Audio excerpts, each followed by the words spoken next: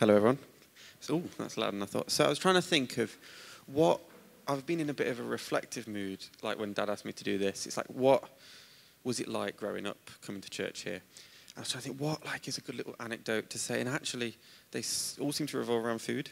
I was trying to think, like, stealing cakes was like the primary one. Like, but actually, then also, when we had communion today, I used to love the communion when they had it was really nice white bread. And thinking back, it's really gross. But like, I just eat whatever was left after communion, and just try and like get as much of that as possible, and then like would be way too like full to eat lunch. And like that's what church was for me at first. But growing up, then actually, it's become so much more. And I was trying to think, like, what are the questions that I've like had growing up, like in this sort of space?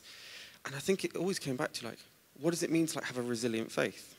Because I've had the chance to see so many people like come both to church here and like my dad said, I go to church in London now, a church called KXC, and it seems that like people grapple with these questions all the time of like, it's almost easy to do church when life is good. It's like a great community. Say you're new somewhere, you're trying to find some friends, church is a really easy in. But like, I don't find that personally all that interesting. I've got no interest in just having this be like a season of my life where I look back and I had like my triathlon period where I love doing that, and then a period where I love going to church, and it's just one of those like little like discrete parts of your life. For me, I want to do this seriously, and I want to do this with longevity. Otherwise, like, what is the point? So yeah, that's why today the thing that sort of like the question I sort of wanted to pose is like, how do you have a resilient faith? But actually, I feel there's two parts to that.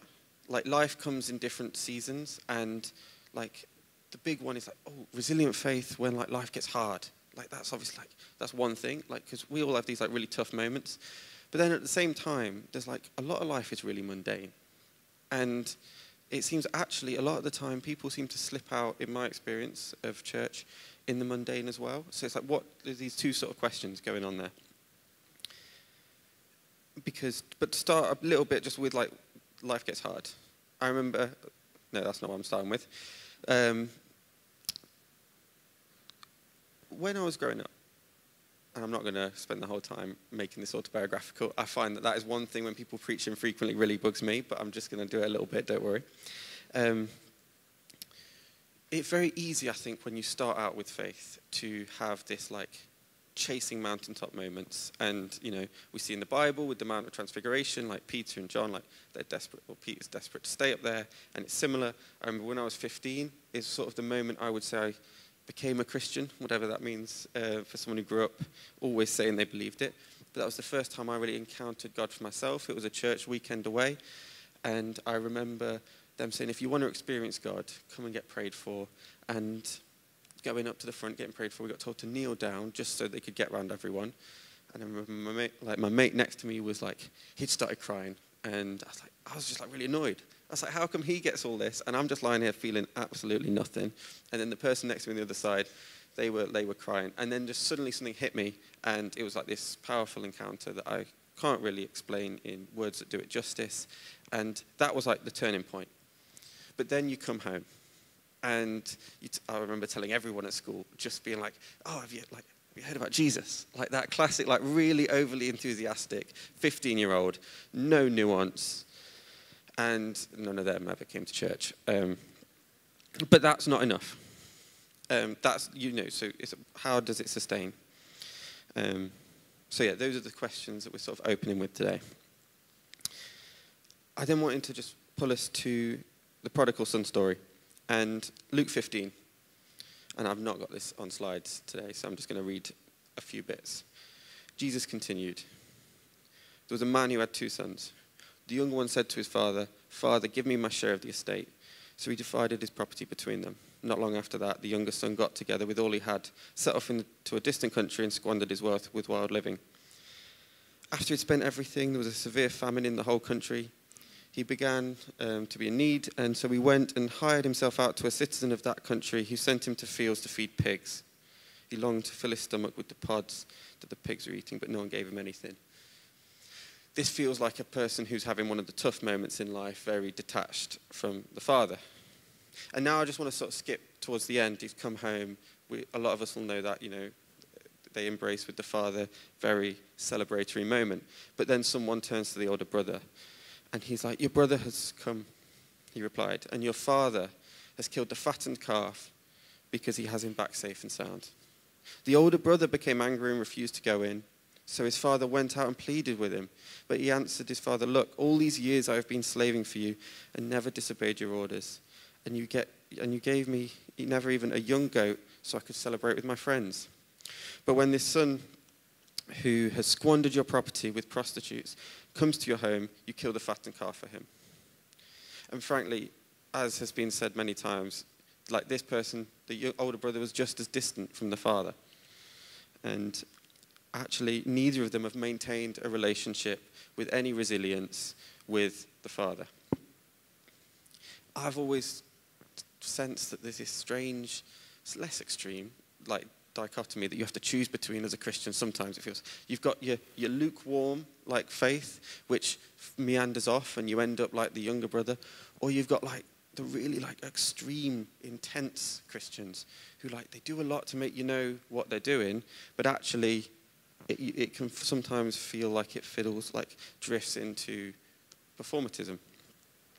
I remember an example of this where I was at the Christian Union back when I was at university, and there was this debate, and I'm a bit like between the CU and the Atheist Society, which I'm dubious of as a real helpful mechanism to help people come to know Jesus, but that's the event that was chosen. And I remember I had this friend that came along, and one of the CU members came along and sort of like started debating them. This is after the main thing, and it was like very like all at the intellectual level, all very like intense. And I don't think my friend ever walked away from that thinking, I want to go to church. There was absolutely nothing in that interaction. But my friend from the CU walked away thinking, what a great job. We have told people about Jesus. But it wasn't done in a way that actually made it appealing. And I personally don't want to be in either of those camps. I desperately don't want this lukewarm faith where you end up, life gets hard and you end up drifting away. And then I also don't want this like uber intense, but what feels very performing like faith, because we live a lot of life in the mundane. We can't. So, how do we survive these sort of like knocks in life? To start with that one.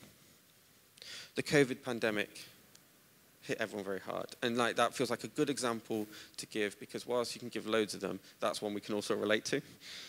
And I remember for me in church in London, it has really meant that a lot of my friends that went to church don't go anymore.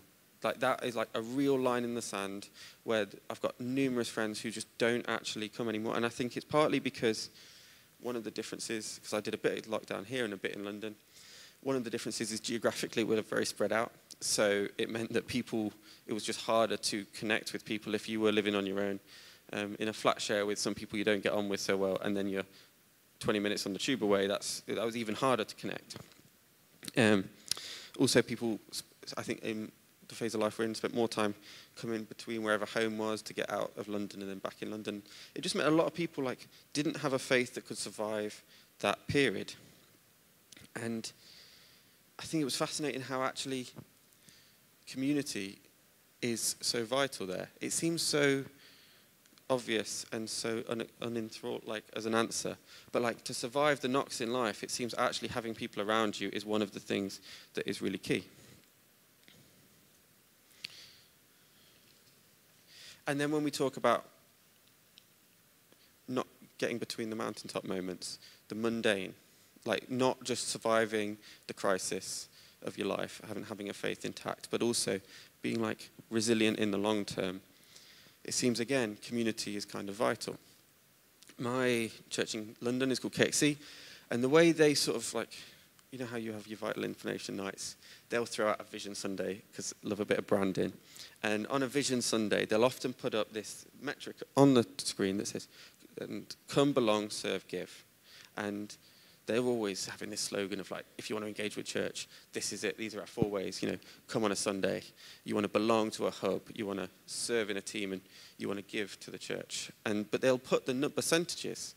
And Pete, who leads the church, will often say like, these are our proxies for like the health of a church. Not that in of itself, these things are like uber spiritual. But actually, if people's heart position is in a good place, you will be coming along, you will be serving. And I think there's something really true in that. If we want to avoid drifting off, then actually being really present and consistent is really important.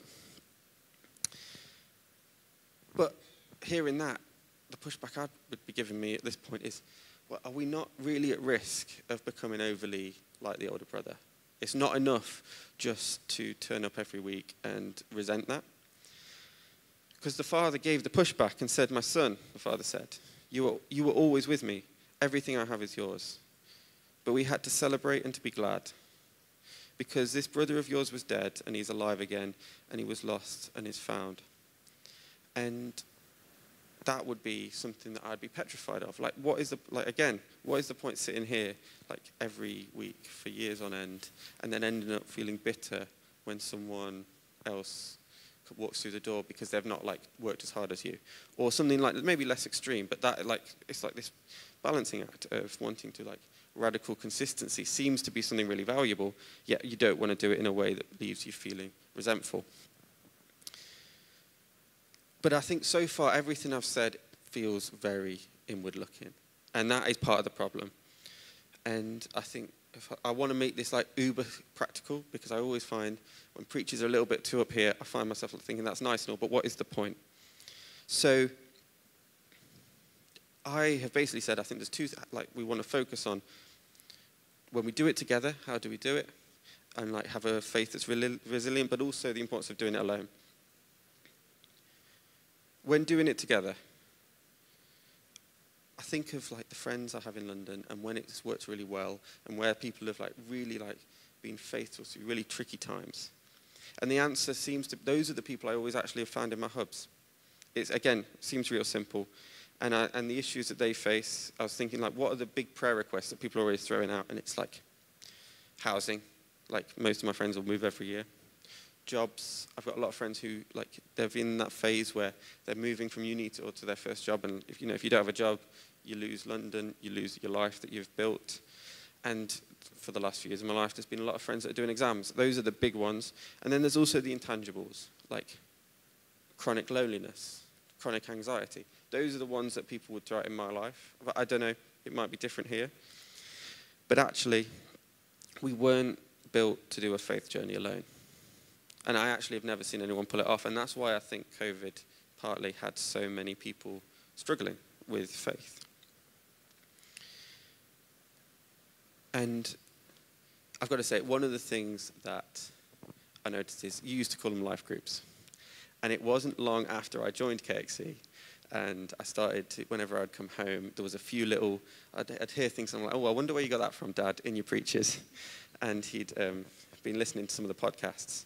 And then it was a few weeks later that Hubs got their rebrand. But one of the litmus tests, I think, for whether a hub works is, I think, can you point to one person in a room and say, do you know what are the big things going on in that person's life? And when a whole group can do that, that's when that hub, I think, has really reached a point of being quite healthy. And I was reminded of this the other day because I've seen a friend who I've not seen for a couple of years. She got married, left the church, and there was a few of us that just met up again. And she was like, oh, I remember back, you had some breathing issues around in 2020 when COVID had first hit. And you weren't able to exercise, you were trying to find an inhaler. How's that all going? And years later, she's remembered because that hub had got really good at being what are the things that are can we pray for each other in life for you? And years later, she still remembered that. I don't know if I can promise that I'll ever be that good at remembering people's prayer requests, but that was just such a sign to me of how doing it together can build faith and build resilience. But you don't want it to get too self-helpy. All a bit too much oh, if we just do these behaviors and these things, actually we can struggle through on our own, because it's the point of this not to have a more intimate relationship with Jesus. So actually, all of that's important. I think it's important to turn up. I think it's important to have hubs that do it together. But I think it's more important to pray. And this is where I just was always planning to land with 1 point. I know that people love a 3-pointer, but to be honest, I've never remembered 3 points from a preach, so I'm going with 1. And I think that there's both biblical evidence for this, and this is what I've seen in my life. I had a quick Google, because my Bible knowledge is not this good, of like times when like Jesus like went away to pray in key times. And Google spat out to prepare for a major task in Luke 4.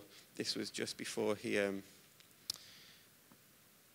had 40 days in the wilderness before he started his public ministry. To work through grief in Matthew 14. He learned that John the Baptizer had been beheaded. Before an important decision in Luke 6, he spent a night alone in prayer before he chose the disciples. And in a time of distress, Luke 22, just before he was arrested, he spent time praying. Actually, like if this is how Jesus chose to interact with God, then that feels good enough for us.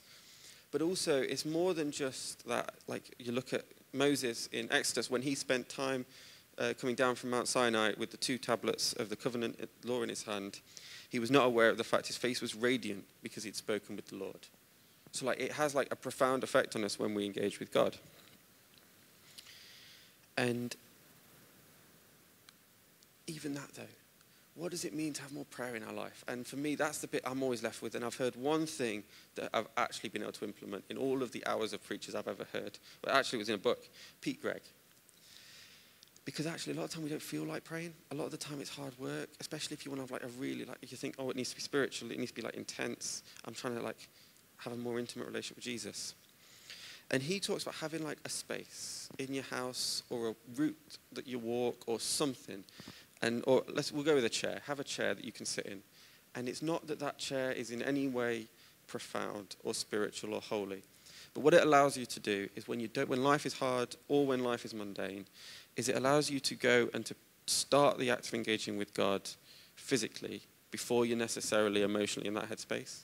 Like say you're just like angry and you've got nothing productive to say to God, going and sitting in that chair is like a profound act of worship before you've even, and in prayer, before you've even actually gone any further with it. And you might then just be really angry with God, but you've brought it to him.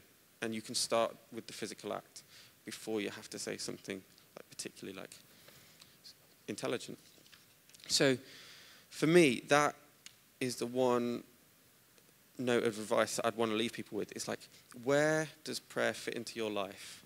So that when life gets mundane, because it does, and where life gets hard, because it does, like, can you have like a more intimate relationship with Jesus? And I'd encourage you to think about that practically. Don't just think, I want to pray more, because actually, I've never seen that work. I would say, try and think of something really like rooted in like a pattern of your life that can be different. It doesn't have to be intense, but can be different so that you can engage with God even when you don't feel like it. So yeah, thanks everyone.